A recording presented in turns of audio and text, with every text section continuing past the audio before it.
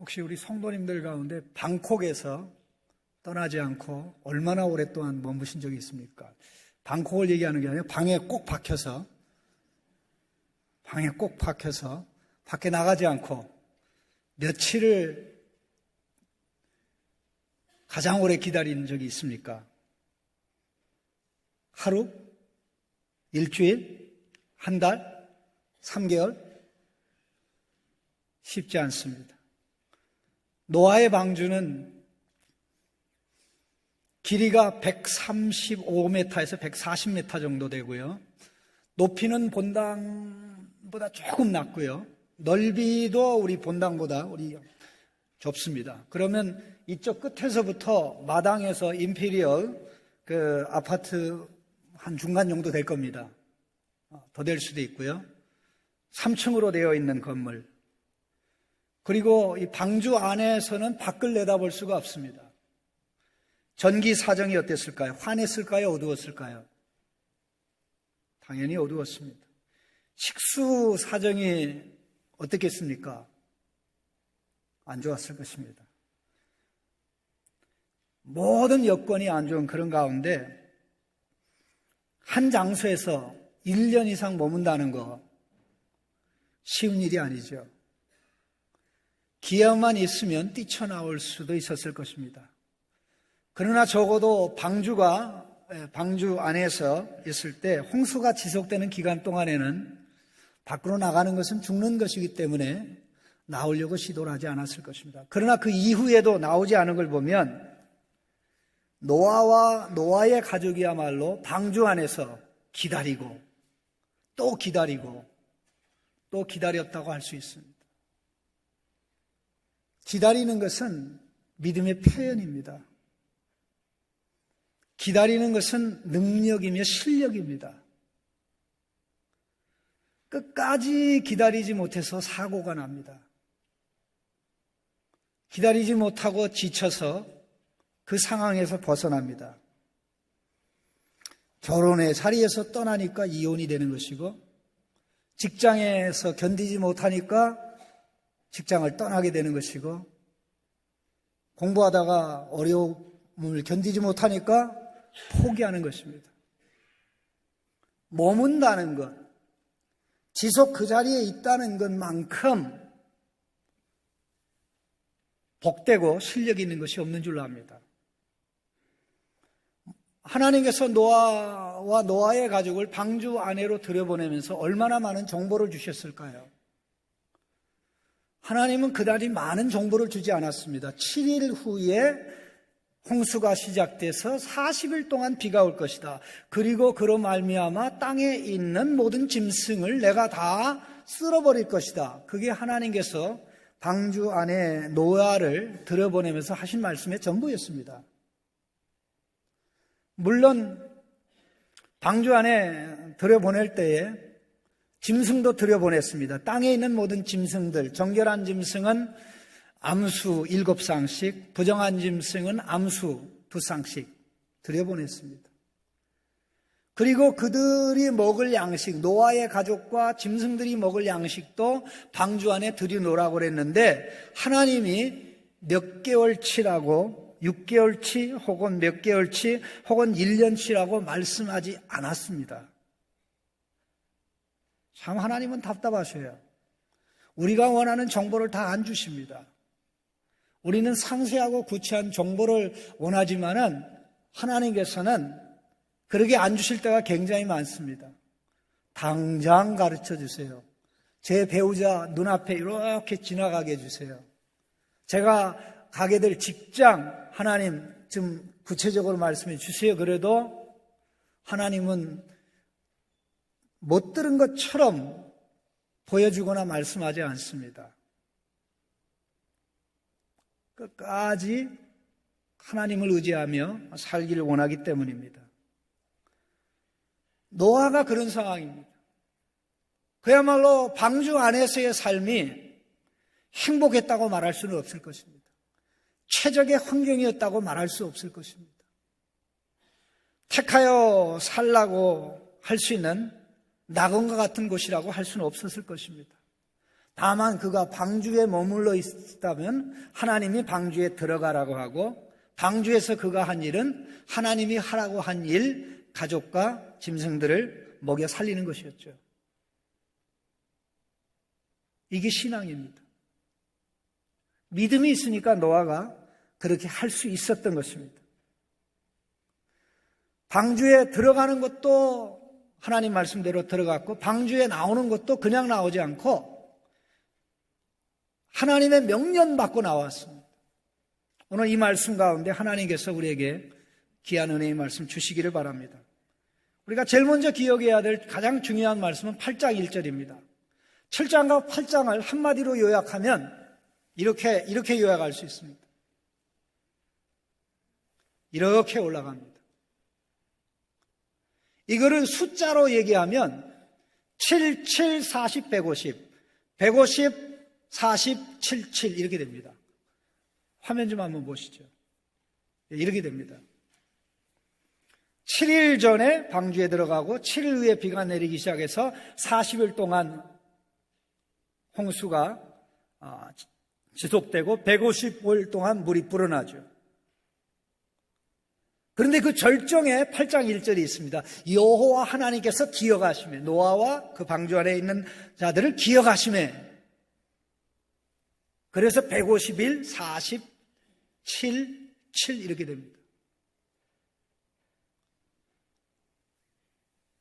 이 모든 내용을 보면 하나님께서 기억하셨다 하는 이것이 절정입니다. 기억하시기 이전의 상황은 심판입니다. 기억하심으로 말미암아 심판이 이제 노아와 노아의 가족, 그다음 배 안에 있는 모든 생명들을 살리는 방향으로 움직입니다. 하나님이 기억하신다는 것은 기억 상실증에서 망각했다가 마침 기억나는 것을 의미하지 않습니다. 하나님이 기억하시면 그 기억은 사랑의 행동입니다. 신실하신 하나님이 그가 하신 말씀에 따라 행동하기 시작하셨다라는 겁니다. 하나님의 기억은 사랑입니다. 하나님의 기억은 우리의 구원을 위한 언약에 충실한 행동입니다. 그가 행동하기 시작하니까 어떻게 됩니까? 바람이 붑니다. 바람이 부니까 땅에 물이 줄어들죠. 150일 동안 물이 줄어듭니다. 태초에 하나님이 천지를 창조하시니라 여호와의 성령이 수면 위에 운행하니라. 여호와의 성령의 바람이 수면 위에 운행하면서 물들이 하늘 위의 궁창 위의 물과 궁창 아래 물로 나누어지는 것입니다. 또 그 성령의 바람이 불면서 물이 한 군데 모여서 바다가 되고 물이 물러난 부분은 육지가 된 것입니다.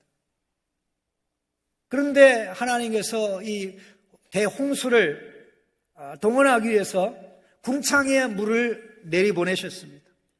그리고 바다의 샘물들이 터져서 땅을 뒤덮게 해서 그야말로 역사적으로 그렇게 큰 쓰나미가 없었습니다. 그런데 하나님 이제 모든 것을 다시 창조 둘째 날의 질서로 돌아가게 하셨습니다. 왜 그렇게 하셨습니까? 노아와 짐승들로 하여금 새로운 땅에서 살 수 있는 준비를 신실하게 하고 계셨던 것입니다. 성도 여러분, 하나님께서는 당신의 일을 그가 하신 말씀에 따라서 신실하게 행하십니다.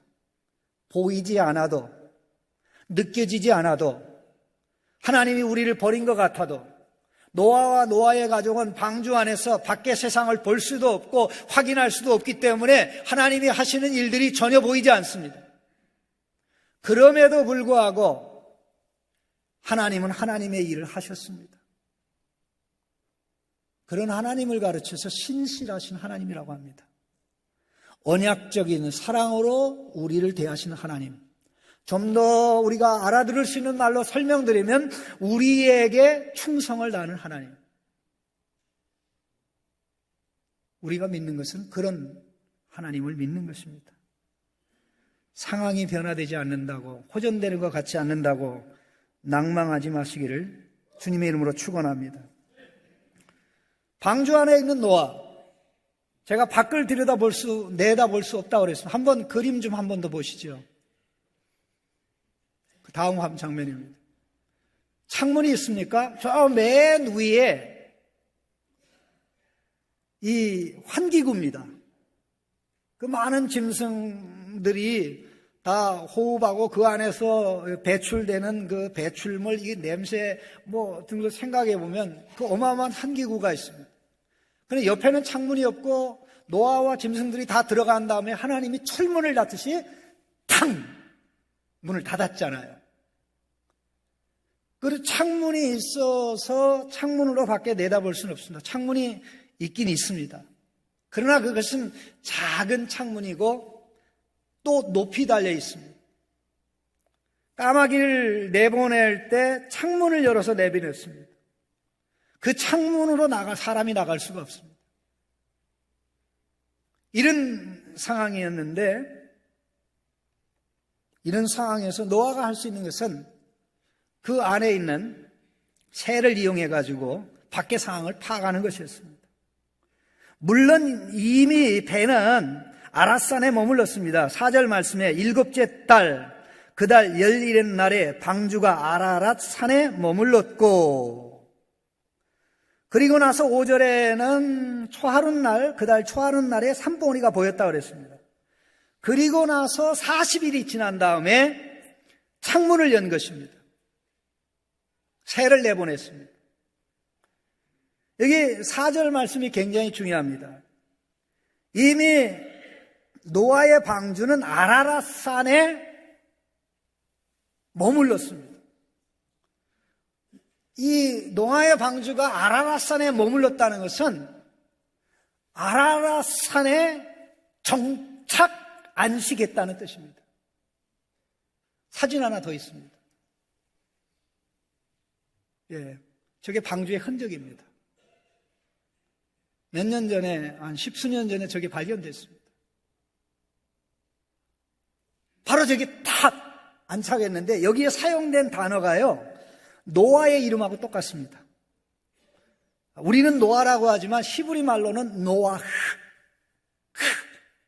노아흐. 방주가 아라랏 산에 머물렀다는 단어는 누아흐. 이게 사인일 수 있겠죠. 나갈 준비됐다.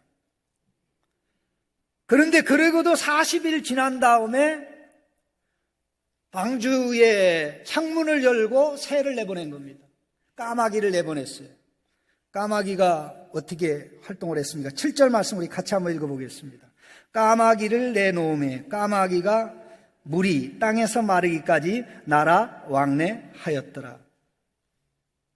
까마귀를 내보냈는데 이 까마귀가 임무를 제대로 하지 못했습니다. 계속 왔다 갔다 해요. 까마귀가 물이 마르기까지 날아 왕래하였더라 이렇게 되는데, 히브리어 본문을 보면 나가고 돌아오고, 나가고 돌아오고, 언제까지? 땅에 물이 마를 때까지. 땅에서 물이 마를 때까지. 그러면 이 까마귀가 얼마나 열심히 일을 한 겁니까? 열심히 그렇게 일을 했는데 노아가 원하는 일을 하나도 안 했어요. 노아는 왜 이 까마귀를 내보냈습니까? 밖의 상황을 알아보려고 내보낸 겁니다. 그런데 까마귀는 열심히 날아갔다가 열심히 날아갔다가 계속 왔다 갔다, 물이 가득 찬 땅과 방주 사이를 왔다 갔다 언제까지 왔다 갔다 합니까? 땅에서 물이 마를 때까지. 그렇다면 적어도 노아가 방주에서 비둘기를 3번째 내보내서 그 비둘기가 다시 돌아오지 않을 때까지 왔다 갔다 한 거예요. 이 까마귀는요, 부정한 새입니다. 이스라엘 백성이 먹을 수 없는 새입니다. 까마귀는 이제 부정한 새이기 때문에 두 쌍이 노아 방주 안에 들어왔습니다. 정결한 짐승은 7쌍씩, 부정한 짐승은 2쌍씩 들어왔는데, 자, 그래서 노아는 어쩔 수 없이 비둘기를 내보냅니다. 비둘기를 내보냈는데 비둘기가 어떻게 됐습니까? 온 지면에 물이 있기 때문에 발붙일 곳이 없어서 방주로 돌아왔습니다. 9절 말씀 같이 읽어보겠습니다. 온 지면에 물이 있으므로 비둘기가 발붙일 곳을 찾지 못하고 방주로 돌아와 그에게로 오는지라. 그가 손을 내밀어 방주 안 자기에게로 받아들이고. 노아가 기분이 굉장히 좋았어요. 까마귀는 계속 왔다 갔다 하는데 노아에게 돌아올 생각을 안 했어요. 그런데 비둘기는 나가서 발붙일 곳, 이 발붙일 곳이라는 것이 굉장히 중요한 표현인데요. 이게 히브리어 본문에는 발을 붙일 안식처, 마노아라는 뜻입니다. 마노아, 노아흐, 마노아, 마노아흐 이렇게 됩니다. 안식처. 새가 몸을 안식처마저 없었기 때문에 돌아왔는데 그 창문에서 바닥바닥바닥 이니까 노아가 손을 내밀어가 창문에 손을 내밀어서 이 새를 안으로 방주 안으로 영접했다는 겁니다. 얼마나 기뻤겠어요. 까마귀는 실망시켰는데 비둘기는 그에게 큰 기쁨이 됐습니다. 비둘기는 정결한 새입니다. 비둘기는 7쌍이 방주 안에 있었습니다. 하나님께서 나중에 비둘기를 희생제물로 받으셨습니다. 가난한 자들이 양이나 염소를 드리지 못할 때 대신 드렸던 것이 비둘기입니다. 이 동일한 비둘기를 7일 후에 또 다시 밖으로 내보냈습니다. 10절 말씀에 목사님, 동일한 비둘기인지 어떻게 압니까? 히브리어 원문에 그렇게 되어 있습니다. 우리말에는 그게 없습니다. 그랬더니 이 비둘기가 감람나무 새 잎사귀를 물고 왔습니다. 이제 새 땅에 새 생물의 생명의 싹을 가지고 온 것입니다. 감람나무야말로 하나님의 축복을 상징합니다. 하나님의 풍성한 복이 새 땅에 기다리고 있습니다. 기다리고 있습니다. 그리고 또 일주일을 기다려서 12절에 같이 읽겠습니다. 또 7일을 기다려 비둘기를 내놓음에 다시는 그에게로 돌아오지 아니하였더라. 비둘기를 세 번째 내보낸 비둘기도 동일한 비둘기입니다. 그런데 이 비둘기가 돌아오지 않았습니다. 참 놀라운 일이죠. 왜 놀라운 일이냐면요. 비둘기는 원래 항상 자기 짝이 있는 곳으로 돌아갑니다. 비둘기는 몇천 킬로가 떨어져도 항상 짝이 있는 곳으로 돌아옵니다.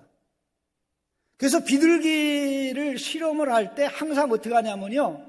비둘기를 오게 하려고 하는 그 목적지에다가 배우자를 갖다 놓고 몇천 킬로 밖에 가서 비둘기를 풀어놔도 비둘기가 자기 배우자 있는 데로 와요.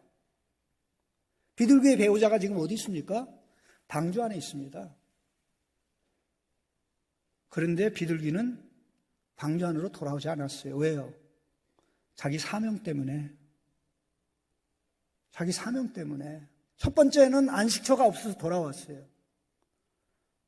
두 번째는 잎사귀를 물고 왔어요. 세 번째는 이제 안식처가 있기 때문에 주인님, 내가 안 돌아갑니다. 그렇게 했던 거예요. 똑같이 방주 안에서 구원의 은혜를 입은 두 새가, 하나는 부정한 새 까마귀, 하나는 정결한 새 비둘기인데 똑같이 하나님의 사랑을 받은 새, 똑같이 노아의 보살핌을 받았는데 한 새는 사명과는 상관없이 계속 왔다 갔다 땅에서 물이 다 마를 때까지 했으니까 세 번째로 비둘기가 나가서 자기 안식처를 얻을 때까지 왔다 갔다 까마귀 왔다 갔다 한 겁니다. 자, 그럼 한번 질문을 해보겠습니다. 우리 지혜로운 성도님이라면 어떻게 비둘기처럼 사시겠습니까? 까마귀처럼 사시겠습니까? 깍깍. 비둘기처럼 사시겠습니까? 그럼 누가 활동량이 더 많습니까? 비둘기가 더 많이 에너지를 소진했습니까? 까마귀가 에너지를 더 소진했습니까? 까마귀. 와, 언제까지요? 비둘기가 세 번째 나가서 안착할 때까지 있으면 왔다 갔다 일은 엄청나게 많이 하는데 내용이 없어요. 열심히 사는데 하나님의 자녀로 살지 않아요. 시키는 일은 안 하고 지멋대로 해요. 그게 까마귀 같은 인생입니다. 우리 창신교는 그런 분이 없는 줄로 압니다. 사명대로. 비둘기는 어떤 짐승보다도 배우자에 대한 애착이 강한데 사명을 다하기 위해서 세 번째로 나갔을 때는 돌아오지 않고 배우자가 자기에게 오기를 기다렸습니다. 하나님은 이 두 세를 통해서 노아와 노아의 가족에게 말씀한 겁니다. 너희들을 살려줬는데 어떻게 살래? 까마귀처럼 살래? 비둘기처럼 살래? 물론 노아는 비둘기의 모습으로 지금까지 살았습니다. 하나님이 방주를 만들려고 하니까 방주 만들었고, 방주 안에 들어가라 그러니까 들어갔고, 방주 안에 음식을 가지고 들어가라니까 들어갔고, 짐승을 보내라 그러니까 보냈고, 지금까지 방주 안에서 하나님이 시키는 일을 했습니다. 그야말로 비둘기의 모습은 방주의 모습이죠. 방주 안에 들어간 노아의 모습입니다. 그러나 중요한 것은 그러한 모습으로 노아의 아들들이 살 것이냐 하는 것이지요. 바로 그러한 모습으로 노아의 며느리들이 살 것이냐 이거죠. 중요한 것은 그들에게서 낳을 자식들이 과연 그 모습으로 살 것이냐 이것이죠. 우리에게 너무나 감사한 것은요, 하나님께서 비둘기 같은 성령을 우리에게 주셨잖아요. 하나님의 아들로 살라고, 하나님의 딸로 살라고. 성령의 비둘기 같은 성령의 도움을 받으면 우리는 가치 있는 삶을 살 수 있습니다. 하나님이 기뻐하는 삶을 살아요. 시간 많이 안 들여도 헛된 데 시간 안 들이고 헛된 일 안 하고 쓰잘데없는 일 안 하고 무가치한 일 안 하고 왜 저러고 살지 그런 말 할 필요 없이 저 사람은 꼭 필요한 일만 하네. 저 사람은 하나님의 자녀로 해야 될 일만 하네. 저 사람은 하나님이 기뻐하는 일만 하네. 와! 이런 은혜, 하나님께서 예수 그리스도 안에서 성령을 통해서 우리에게 주실 줄로 믿습니다. 자, 그렇다면 노아는 바로 방주 밖으로 나갈 수 있었을 것입니다. 그러나 안 나갑니다. 13절 말씀에 601년 첫째 달 곧 그 달 초하루 날에 땅 위에서 물이 거친지라 노아가 방주 뚜껑을 제치고 본즉 지면에 물이 거쳤더니, 바로 이 시점은 기다려서 일주일 기다려서 내보낸 비둘기가 자기 안식처를 발견하고 돌아오지 않은 것을 확인할 때입니다. 그러니까 결국 비둘기의 메시지도 그렇고 뚜껑을 열고 이렇게 처음 보니까 다 준비됐어요. 그런데도 바보처럼 노아는 당장 밖으로 나가지 않았습니다. 14절에 둘째 날 21의 날 땅이 말랐더라. 둘째 달 21의 날은요, 방주 뚜껑을 연 시점으로부터 56일 내지 57일이 지난 다음입니다. 방주가 천국이었나요? 방주의 사정이 그렇게 좋았나요? 방주의 그 향기가 천상적인 향기가 풍겼습니까? 방주가 대낮같이 밝았습니까? 아닙니다. 그래도 그는 기다렸습니다. 또 기다렸습니다. 또 기다렸습니다. 또 기다렸습니다. 언제까지?